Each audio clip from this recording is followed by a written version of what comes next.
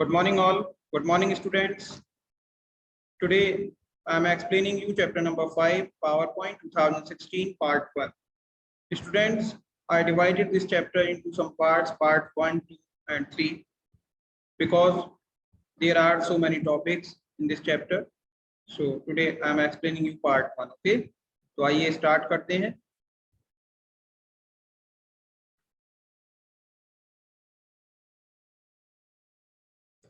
Chapter number 5 is PowerPoint 2016. Students, this chapter is based on the PowerPoint application और एक बहुत ही अच्छा application है ये कि हम इस PowerPoint एप्लीकेशन का यूज करके बेटर वे में प्रेजेंटेशन क्रिएट कर सकते हैं. तो आइए सबसे पहले हम बात करेंगे स्टार्टिंग PowerPoint 2016 यानी कि PowerPoint 2016 को कैसे स्टार्ट किया जाता है. सबसे पहले to start PowerPoint follow these steps. अगर हम PowerPoint को स्टार्ट करना चाहते हैं अपने कंप्यूटर पर तो इसके लिए हमें कुछ स्टेप्स फॉलो करने होंगे. Step number 1, click on start button. इसके लिए हमें स्टार्ट बटन पर क्लिक करना होगा. Step number 2, scroll to PowerPoint और PowerPoint 2016 एंड क्लिक. इसके बाद हम जैसे ही स्टार्ट बटन पर क्लिक करते हैं तो एक लिस्ट हमारे सामने ओपन हो जाती है और इसे स्क्रॉल करके हम यहाँ पर PowerPoint या इससे रिलेटेड जो भी आपके कंप्यूटर में जो भी वर्जन इंस्टॉल है, चाहे वो 2016 है या 19, तो आप उसे सर्च कर सकते हैं और जैसे ही वो आपके सामने डिस्प्ले होगा आप उस पर क्लिक कर देंगे. आप देख सकते हैं यहाँ सिस्टम में आपको स्क्रीन पर मैं शो कर रहा हूँ.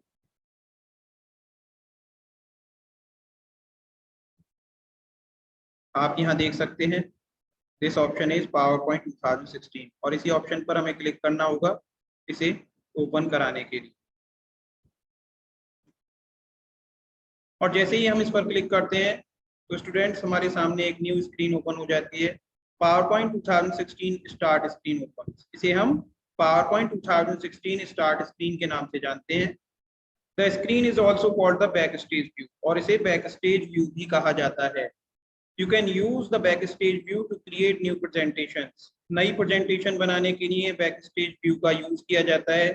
You can also open, save, print, create PDF and share presentations from the backstage view. आप चाहें तो यहाँ से open, save, print ये सारे options का backstage view से use कर सकते हैं. To create a new presentation, click blank presentation. अगर हम new presentation create करना चाहते हैं तो देखिए बच्चों ये जो ऑप्शन है यहाँ पर ब्लैंक प्रेजेंटेशन, हमें इस पर क्लिक करना होगा और इस पर क्लिक करते ही हम एक नई यहाँ पर प्रेजेंटेशन क्रिएट कर सकते हैं. अब हम बात करते हैं नेक्स्ट सेपरेट टॉपिक के बारे में. The topic is components of the PowerPoint window. अभी आपने सीखा कैसे PowerPoint एप्लीकेशन को ओपन किया जाता है. अब हम जानेंगे PowerPoint विंडो के क्या कंपोनेंट्स होते हैं इसके बारे में. This is how the PowerPoint 2016 main window look like. यहाँ पर आप देख सकते हैं कि PowerPoint एप्लीकेशन जैसे ही हम ओपन करते हैं और इसमें एक ब्लैंक डॉक्यूमेंट ओपन कराते हैं तो इसकी विंडो हमें कुछ इस तरह से दिखाई देती है. Let us learn about the various components of PowerPoint 2016 window. यहाँ पर हम देख सकते हैं कि इसके जो वेरियस कंपोनेंट्स हैं वो कौन कौन से हैं. तो आइए इसके बारे में सीखेंगे और जानेंगे. तो सबसे पहला यहाँ पर दिया हुआ है टाइटल बार. ये one of the main component है. The title bar is located at the top of the PowerPoint window. It shows the name of current presentation or the name by which the presentation is saved. It also shows the name of the program. आप देख सकते हैं यहाँ पर मैं आपको highlight करके दिखा रहा हूँ. This is the title bar. ये PowerPoint एप्लीकेशन विंडो में सबसे ऊपर की तरफ टॉप पर आपको देखने को मिलता है. और टाइटल बार जो होता है ये हमारी प्रेजेंटेशन का नेम शो करता है जिस नेम से हमने यहाँ पर प्रेजेंटेशन को ओपन किया हुआ है या सेव किया हुआ है. तो ये प्रोग्राम का नेम भी इसके साथ साथ शो करता है. PowerPoint लिखा हुआ आ रहा है और ये यहाँ पर हमारे डॉक्यूमेंट का नेम है presentation 1. On the right of the title bar there are 3 buttons: minimize button, maximize, restore down button and close button. देखिए बच्चों यहाँ पर ये मैं हाईलाइट कर रहा हूँ. These are the three buttons: minimize, maximize and close button. इन्हें हम यूज करते हैं according to our need. Quick access toolbar. This toolbar appears on the left side of the PowerPoint 2016 title bar. It contains commonly used command buttons such as save, undo, redo and slide show. आप यहाँ पर देख सकते हैं quick access tool bar हमें यहाँ पर right side में देखने को मिलता है, लेफ्ट साइड में सॉरी हमें यहाँ देखने को मिलता है, और यहाँ पर कुछ ऐसी कमांड्स होती हैं जिन्हें हम आसानी से यूज कर सकते हैं डायरेक्टली.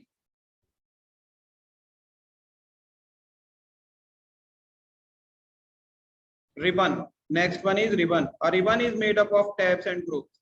देखिए ये जो होता है इसे रिबन बोलते हैं बच्चों, जो मैं हाईलाइट कर रहा हूँ आपको स्क्रीन पर, इसे हम रिबन बोलते हैं.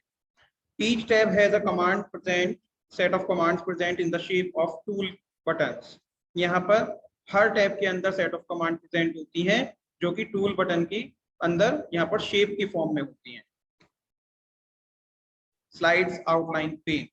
यहाँ पर स्लाइड्स आउटलाइन पेन भी आपको देखने को मिलता है. The slides outline pane is located on the left side of the window. देखिए विंडो के लेफ्ट साइड में आपको यहाँ पर देखने को मिलता है. The slide pane shows thumbnail of each of the slide in the presentation. जितनी भी स्लाइड्स हम यहाँ पर बच्चों ऐड कराएंगे वो सभी लेफ्ट साइड में हमें यहाँ दिखाई देती रहेंगी, और जिस स्लाइड में हम जो भी चेंजेस करेंगे वो हमें यहाँ पर थंबनेल व्यू में हमें दिखाई देते हैं. The outline pane shows a text outline of all the information on the slides. जैसा कि मैंने अभी कहा, जितनी भी स्लाइड्स आप यहाँ पर ऐड कराएंगे डॉक्यूमेंट विंडो पर, इस पावर पॉइंट प्रेजेंटेशन विंडो पर, तो ये सभी स्लाइड्स आपको यहाँ पर देखने को मिलेंगी. देखिए हाईलाइट करके मैंने आपको शो किया है. This is the area on the left side of the window जहाँ पर आप स्लाइड्स आउटलाइन पेन को देख सकते हैं. और देखिए speakers note pane. The speaker's note pane is where the speaker can write notes for himself. यहाँ पर जो स्पीकर है यानी कि जो यहाँ पर प्रेजेंटेशन देने वाला है, पावर पॉइंट प्रेजेंटेशन को क्रिएट करते समय यहाँ पर वो ऐड नोट्स भी कर सकता है, यानी कि यहाँ पर नोट्स को ऐड करा सकता है. These notes can only be viewed by the speaker. यानी कि ये ऑडियंस के सामने प्ले नहीं होंगे, ये केवल स्पीकर के द्वारा ही देखे जा सकते हैं. They do not appear when the presentation is running.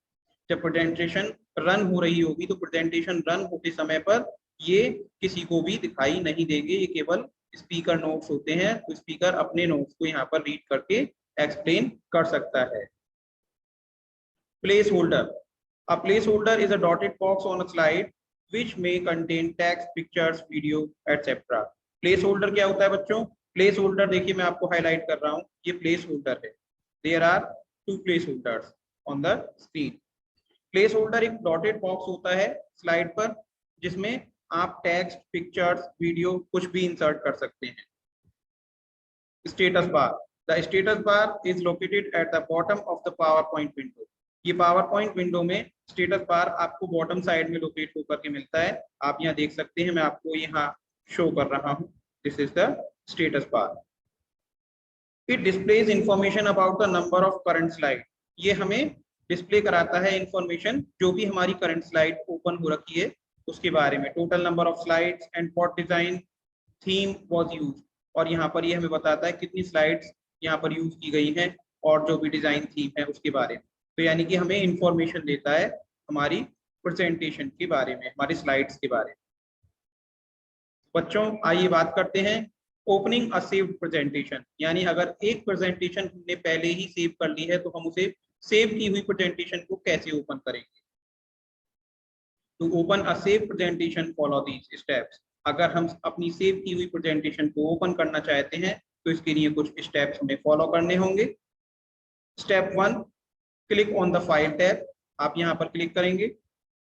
Step number 2, click on open command from the left pen. आप लेफ्ट पेन से ओपन कमांड पर क्लिक करेंगे. Then step 3, click on this PC from the center pane and click on the browse option. इसके बाद click करने के बाद आप browse ऑप्शन पर क्लिक कर देंगे.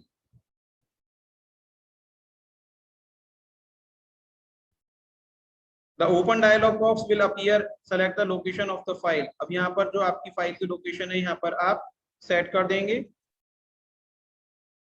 क्लिक ऑन ओपन बटन और उसके बाद आप ओपन बटन पर क्लिक कर देंगे। ऐसा करने से आपकी जो प्रेजेंटेशन फाइल है, जो भी पीपीटी फाइल है, वो आपकी ओपन हो जाएगी। अब हम बात करते हैं सेविंग अ प्रेजेंटेशन। अगर हम प्रेजेंटेशन को सेव करना चाहते हैं तो कैसे करेंगे? You can save your presentation for sharing with others and reusing in future. To save a presentation, follow these steps. आप चाहें तो अपनी प्रेजेंटेशन को फ्यूचर में यूज करने के रिगार्डिंग आप सेव कर सकते हैं, और सेव करने के लिए यहाँ पर कुछ स्टेप्स फॉलो करने होंगे। First step, click on the file tab. Then second step is click on save or save as command from the left pane. You can also click the save command on the quick access toolbar to save the file. आप यहाँ पर save या save as इनमें से किसी भी option पर click करेंगे। ध्यान देने वाली बात यह है कि अगर आप सेव बटन पर क्लिक करते हैं तो डायरेक्टली आपकी फाइल सेव हो जाएगी, अगर आपने पहले से ही उसको कोई नेम दिया हुआ है। अगर आपने अपनी फाइल को कोई नेम नहीं दिया है तो सेव एज ऑप्शन एक डायलॉग बॉक्स ओपन होता है जिसमें आप नेम एंटर करके सेव करा सकते हैं। Step number 3, select this PC from the center pane and click on browse option.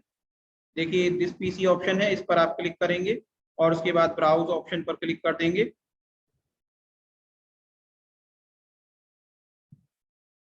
The save as dialog box opens. Select the location of the file. अब आपके सामने save as dialog box open हो गया है। यहाँ पर आप file की लोकेशन सेव कर देंगे। फाइल नेम जो भी देना चाहते हैं यहाँ पर लिख सकते हैं आप। Click in the file name box and type the name for the file. यहाँ पर आपको जो भी फाइल नेम देना है according to your choice you can type. और यहाँ पर इसके बाद नेक्स्ट स्टेप होगा क्लिक ऑन सेव बटन। आप सेव बटन पर क्लिक कर देंगे। तो बच्चों ऐसा करने से PowerPoint save the presentation and the new file name appear on the title bar. अब जो भी आपने न्यू नेम अपनी अकॉर्डिंग दिया है, अपनी चॉइस के अकॉर्डिंग, वो रिप्लेस हो जाएगा ओल्ड नेम के साथ में। तो यहाँ पर देखिए ग्रीन सिटी क्लीन सिटी, इस नेम से आपने इस फाइल को सेव कराया है। तो यहाँ पर आप टाइटल बार पर चेंज होकर के जो नेम डिस्प्ले हो रहा है उसे देख सकते हैं। आपकी प्रेजेंटेशन यहाँ पर न्यू नेम के साथ सेव हो चुकी है। Thank you students. I hope कि आप सभी ने सभी टॉपिक्स जो मैंने आज एक्सप्लेन किए हैं अच्छे से समझ लिए होंगे। अगर किसी भी स्टूडेंट को कोई डाउट हो, कोई क्वेरी हो, तो आप मुझे किसी भी समय कॉल करके पूछ सकते हैं, अपने डाउट्स क्लियर कर सकते हैं। And thank you so much. Do practice at your home, on your laptop और डेस्कटॉप, whatever you have.